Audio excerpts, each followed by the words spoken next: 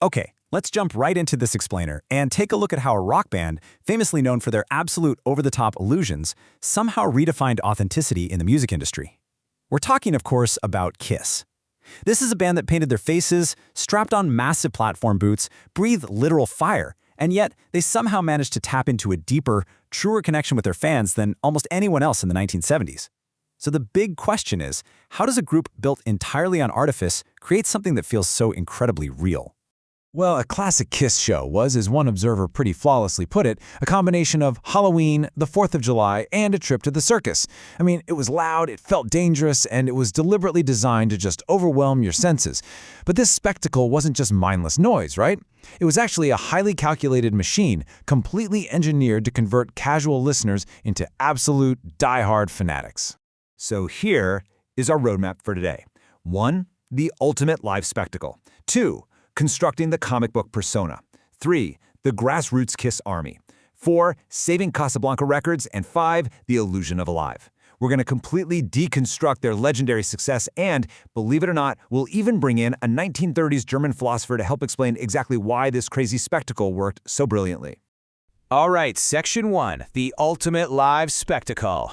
Let's rewind all the way back to New Year's Eve 1973 at the Academy of Music in New York. Right out of the gate, at their debut, they were already bringing the heat. Literally. They had the unique makeup, and they unveiled this massive illuminated logo that cost almost $4,000. Now, that was a staggering amount of money for an unknown band, and it was entirely funded by their manager, Bill Auquin. The sign was 4 feet high, made of plywood, and lit up like a vintage movie marquee. Plus, on this exact same night, Paul Stanley debuted his famous bandit makeup, and Gene Simmons actually caught his own hair on fire while breathing flames. You had levitating drum kits, fake blood spitting. I mean, it was chaotic, highly theatrical, and literally nobody had ever seen anything like it. Now, to really wrap our heads around why this wild theatricality actually worked, we can look to Walter Benjamin's academic concept of aura. Writing way back in 1936, Benjamin defined an artwork's aura as its unique presence in time and space. It's that powerful, almost magical feeling of being in the presence of something truly original and completely unrepeatable. In an era where music was becoming super easy to just reproduce on vinyl and cassette tapes, KISS was using their massive, dangerous, fire-breathing live shows to reclaim that exact aura. They were essentially creating a you-had-to-be-there ritual. It's kind of like the difference between streaming a movie on your couch versus being at a raucous, packed opening night premiere. For KISS, the live performance was the authentic art. Moving right along to Section 2, constructing the comic book persona.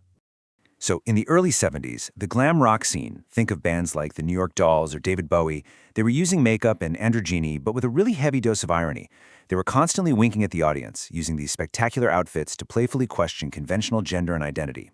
But KISS? They took a completely different path. Unlike their glam rock peers, KISS totally lacked irony.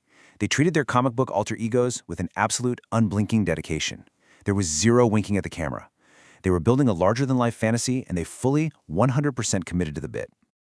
Gene Simmons actually hit the nail on the head when he explained their mindset. He said, Superman wore tights and a cape. He didn't see his costume as campy or funny. And that's exactly it.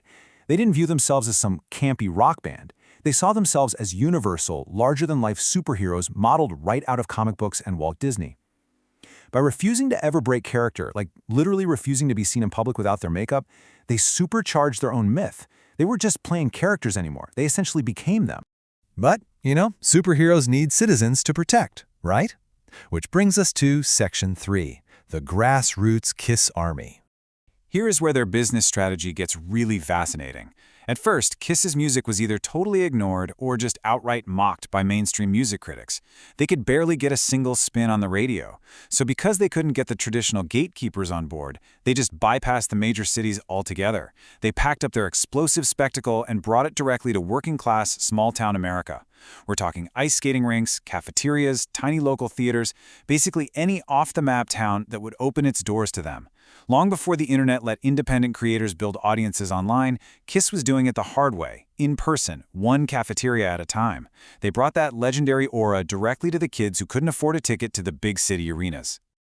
And this relentless grassroots hustle forged a bond with their audience that was completely unbreakable.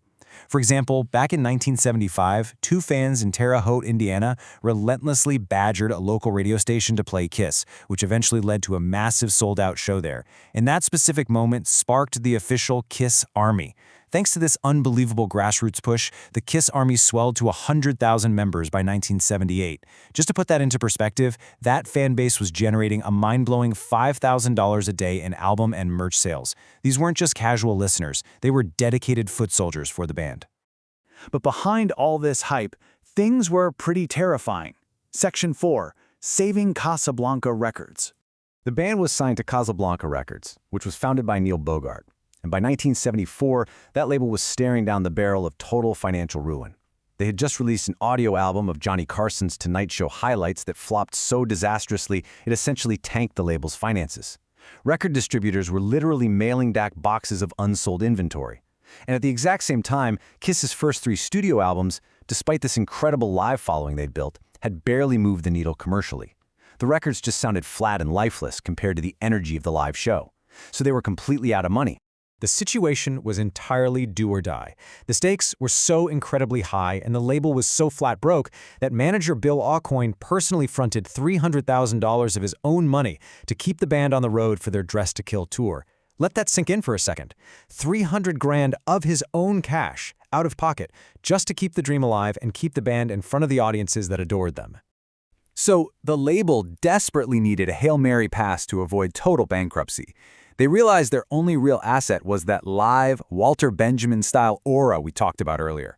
The ultimate goal became obvious. They had to record these spectacular live shows and somehow capture that elusive, wild energy on a double vinyl record. They needed to relocate that intense, multi-sensory live arena experience and drop it directly into the listener's living room. Which brings us to the biggest twist in this whole story. Section 5, The Illusion of Alive. They released the double album Alive in 1975. And right here is where the concept of rock and roll authenticity gets turned completely upside down. You see, while the legendary Alive album was universally praised as this purely raw, authentic documentation of wild live energy, the reality was, well, quite a bit different. The band members had made plenty of mistakes on stage, hitting wrong chords, knocking over microphones, getting out of breath, so the album was actually heavily touched up and manufactured in the studio by producer Eddie Kramer. They overdubbed the vocals, they fixed guitar solos. Kramer even carefully spliced together the absolute best audience cheers from several different concerts just to make it sound perfectly chaotic. Turns out catching lightning in a bottle is a whole lot easier when you manufacture both the bottle and the lightning in a sound booth. For years, the band kept this studio magic completely under wraps, but they eventually came clean. And when defending the decision, Paul Stanley essentially posed this awesome question to their critics. Who wanted to hear a mistake repeated endlessly? Who wanted to hear an out-of-tune guitar? For what? Authenticity?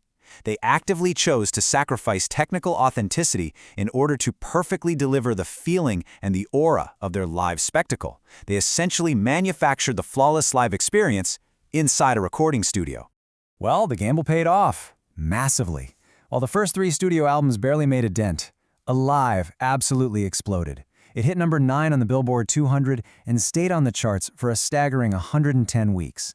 This single, heavily manufactured live album saved Casablanca Records from bankruptcy. It finally captured the raw energy the KISS Army had been raving about, and it totally catapulted the band into global superstardom. So I'm going to leave you with this final thought to chew on for today's explainer.